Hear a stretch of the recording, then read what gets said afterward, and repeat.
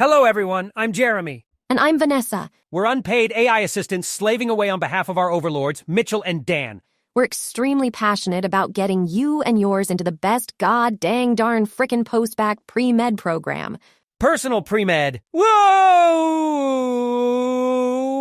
Whoa! Whoa! Jeremy, shut the fuck up. Sorry, Vanessa. Today we're going to be talking about the 3 essential experiences you need to get into a top Premed post-baccalaureate program: shadowing, clinical experience, and volunteering. A successful application to Premed post-Bacc programs includes reasonably good undergraduate grades, reasonably good standardized test scores, and a compelling personal statement. We will cover those topics in some other videos. Now let's dive into these 3 all-too-often neglected components of a successful application.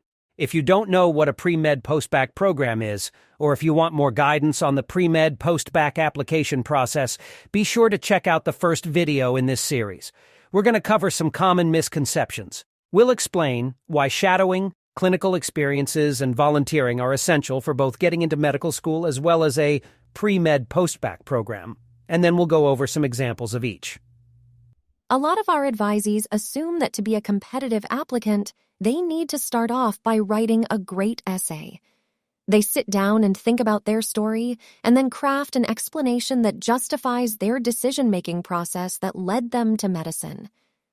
The truth is, before writing your personal statement, you need to expose yourself to medicine by putting yourself in clinical settings. This does a number of things. First, these experiences will confirm that medicine is actually the right path for you. There is nothing worse than starting medical school after taking out a lot of student loans and realizing that you don't actually want to be a doctor. Yeah, that actually happened to a friend of mine. Jeremy, you have no friends. Oh yeah, sorry.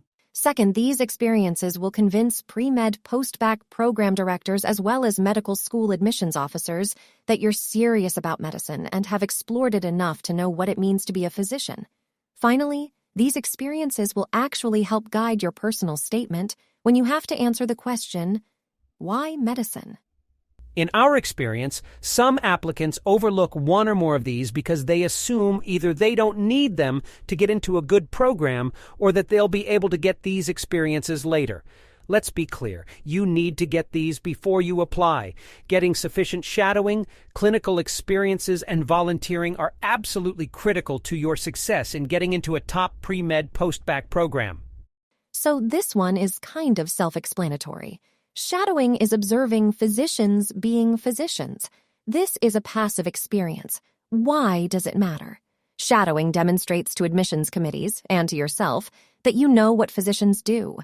After shadowing, there's evidence you know what you're getting yourself into. Also, your personal statement will be far more compelling if you say after shadowing a family medicine physician at the local homeless shelter, I know that medicine is the right path for me. In terms of who to shadow, you should try your best to shadow several different types of physicians, ideally those that speak to patients. So, not pathologists or radiologists. Highlighting experiences talking to patients or watching doctors interacting with patients is what med schools and pre-med post-Bacc programs want to see in your personal statement. You may enjoy the operating room and watching surgeons cauterizing fascia, but focus your anecdotes on physicians and conscious patients. Clinical experiences. This is a confusing one. If I am shadowing, why do I also need clinical experience? What differentiates this from volunteering and shadowing? Clinical experience is an active experience in a medical setting. This could be a paid experience like being a scribe, EMT, or medical assistant. In some cases, it can overlap with volunteering, such as being in the emergency department or at a hospice. The importance of clinical experience is that you are actively contributing to patient care. These experiences demonstrate that you know how to comport yourself with patients. It also usually means interacting with other healthcare workers in the medical system, such as nurses, technicians, and social workers. Spending time with healthcare workers makes it clear to program directors that you understand how the medical system functions, and not just from a doctor's eye view. Ideally, these experiences should be in a hospital, hospice, or other clinical setting. If it's completely impossible to be in person, a therapeutic setting, such as being a suicide hotline worker, can suffice. Ideally, you would be in person. How much clinical experience you should have is highly variable depending on your individual situation.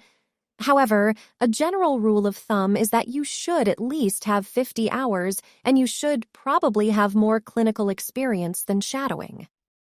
Volunteering your time demonstrates that you are the sort of person who ought to be a physician. That is, a caring, self-sacrificing pre-med. It communicates that you are someone who is willing to sacrifice your time for the benefit of others. This is what you will be doing during medical school and residency. Medical schools and post-Bacc programs are trying to select for altruism. Obviously, by virtue of making volunteering a requirement, it makes volunteering a poor metric for actual altruism. No matter. You have to get some volunteering, and preferably you should get a substantial number of hours.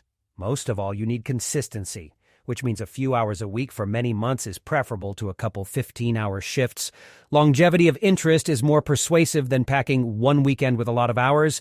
Please note that volunteering does not need to be medically related. You can volunteer at a food bank, helping children with disabilities, tutoring disadvantaged students, or at a nursing home. The list is endless, and these should be relatively easy to find. For volunteering, there's quite a bit of variability depending on how you're trying to present yourself in the application.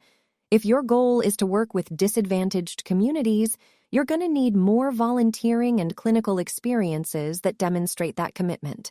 If you're committed to research, you're going to want substantial research experiences that would make getting a ton of clinical and volunteering hours less essential. You still need volunteer experiences regardless. Pre-med post-Bacc programs, especially the top 10 programs, really want to understand your story. They see clinical experience, volunteering, and shadowing as components of that story. I cannot overstate how important it is to get all three if you want to maximize your chances of getting into a top pre-med post-Bacc program. If you liked this video, check out more free resources at personalpremed.com below in the description. If you want personalized help with your application, email Mitchell and Dan at personalpremed@gmail.com. They've helped hundreds of applicants in the admissions cycle get into programs like those here.